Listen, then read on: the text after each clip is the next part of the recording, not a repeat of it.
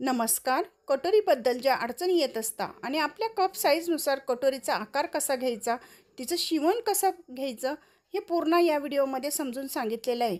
आणि कटोरी घेण्याची पद्धतसुद्धा अगदी सोपी आहे. चौकोन कटोरीपासून गोल कटोरी, ही कटोरी खूप सुंदर बसते, तर त्यामध्ये काही अडचणी येत नाही. तर ती शिवण्याची पद्धत समजून घ्या. आता आपण साईड पीस, ब्लाऊज पीसचा कपडा, अस्तरचा कपडा, पेपर पॅटर्न ठेवून आणि पूर्ण कापून घेतलेला आहे. पेपर पॅटर्नचे व्हिडिओ बरेचसे अपलोड केलेले, चौकोन कटोरीपासून गोल कटोरी, ते व्हिडिओ तुम्ही बघू शकता. त्या पद्धतीने पेपर पॅटर्न काढू आणि या पद्धतीने शिवण करायचं आहे. तर आता हा साईडचा भाग शिवण करताना आपण काय केलं आहे, खाली ब्लाऊज पीसचा कपडा आणि वरती अस्तरचा कपडा घेतलेला आहे. तर वरती घेताना असंच शिवण करायचं. अस्तरचं ब्लाऊज असेल तर वरती अस्तरचा कपडा घ्यायचा, खाली ब्लाऊज पीसचा कपडा, म्हणजे आपलं जे व्यवस्थित कटिंग केलेलं असतं अस्तर, त्यानुसार हे ब्लाऊज पीसचा कपडा आपला शिवण्यात येतो.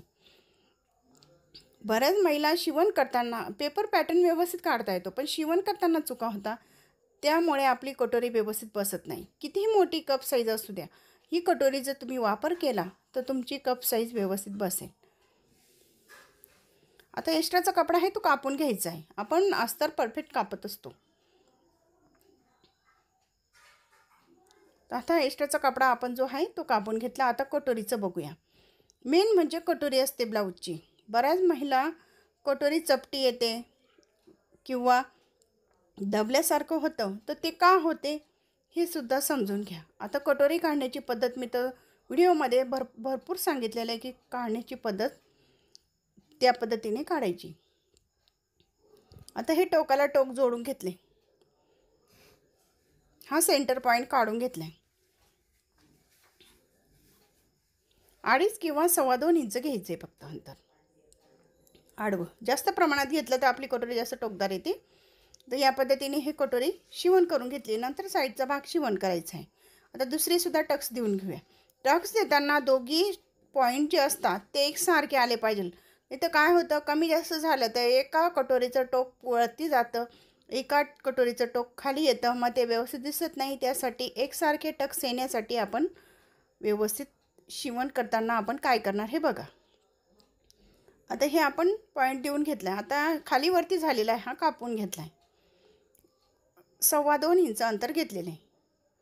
इथं 2.5 पावणे 3 घ्यायचं आहे.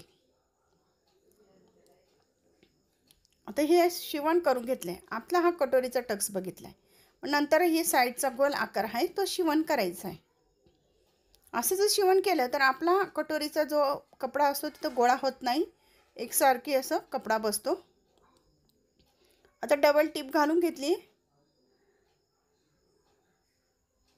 त्यानंतर आपण ही कटोरी आणि ती कटोरीचा टक्स बरोबर आला की नाही हे चेक करायचं आहे. एकमेकावर ठेवून घेतले, अंतरसुद्धा आपण चेक करून घेऊया. कटोरीचा टक्स खाली वरती झाला तर परत शिवण करून घ्यायचं आहे. म्हणजे काय, शिवण करतानाच व्यवस्थित शिवण केलं तर आपलं ब्लाऊज व्यवस्थित बसतं. तर आता हा साईडचा भाग शिवण करून घेतला आहे आणि जो उरलेला कपडा असतो तो कापून घ्यायचा आहे. तर आपला कटोरीचा टक्स कसा आला आहे हे चेक करायचं आहे आणि नंतर खाली गोल आकार व्यवस्थित देऊन घेतला आहे. आणि जे आपले हे कटोरीचे टक्स दिलेले आहे, एक्स्ट्राचा कपडा आपला उरलेला आहे तो कापून घ्यायचा. एकमेकावर ठेवून घेतलं आहे, मोजून घेतलं आहे आणि एकसारखा असा कापून घ्यायचा आहे. काय होतं, कटोरी शिवण करताना जो जो आपला टक्स पॉईंट दाबला तर आपली कटोरी चपटी येते. त्यासाठी तो पॉईंट दाबला गेला नाही पाहिजे, त्यासाठी आपण कपडा कापून घेतला आहे पूर्ण. कधी कधी शिवण करताना साईडच्या भागाचा कपडा जास्त होतो आणि कटोरी राऊंडचा कपडा कमी होतो, तो कापून घ्यायचा आहे, काही फरक पडत नाही. तर आपली ही कटोरी शिवण करून दाखवलेली आहे. तुम्हाला कटोरी कशी वाटली तर नक्की कळवा. आणि तुम्हाला अडचणी काय येतात मला नक्की कमेंटमध्ये कळवा. त्यानुसार मी व्हिडिओ तयार करेल आणि तुमच्यापर्यंत पोहोचवण्याचा प्रयत्न करेल.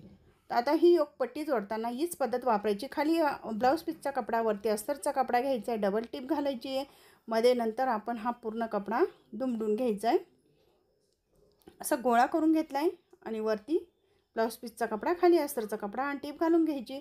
त्यानंतर हा मधला जो कपडा आपण टाकलेला आहे तो काढून घ्यायचा आहे. इतकी सोपी पद्धत आहे ब्लाऊज शिवण्याची. आणि कटोरीचं तुम्हाला नक्की ट्राय करा. ज्या महिलांना कटोरीबद्दल अडचणी येत असतील त्यांनी नक्की ट्राय करा.